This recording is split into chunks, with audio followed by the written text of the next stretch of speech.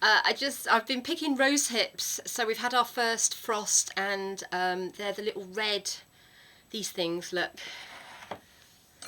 The red berry type things, they're like seed pods. And last year I made rosehip syrup out of them. I looked on a video on YouTube or got the recipe off the internet.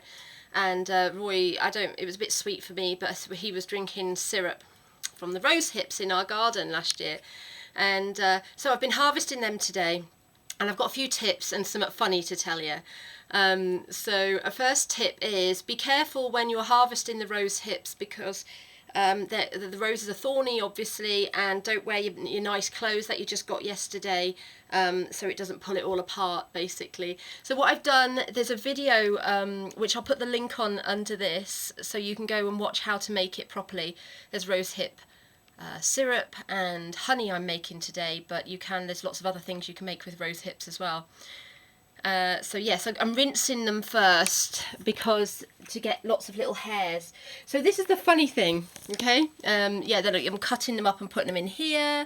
Then I'm going to boil them up, blah de blah de blah. But the funny thing is, a friend of ours told us that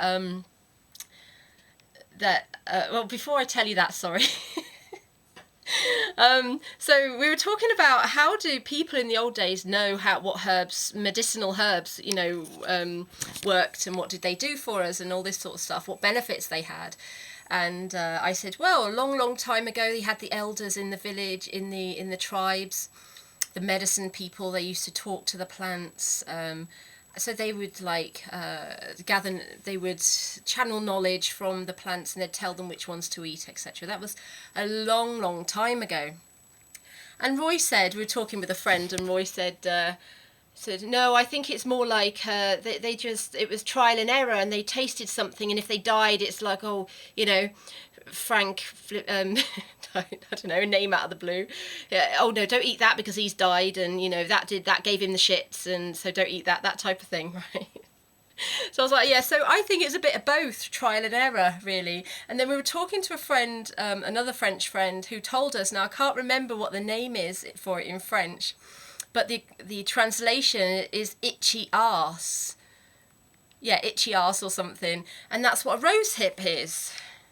Because they've got lots of seeds in them. There's actually loads of seeds in one of these. So if you want some roses in your garden, go nick some rose hips off somebody's nice roses, or go and ask them,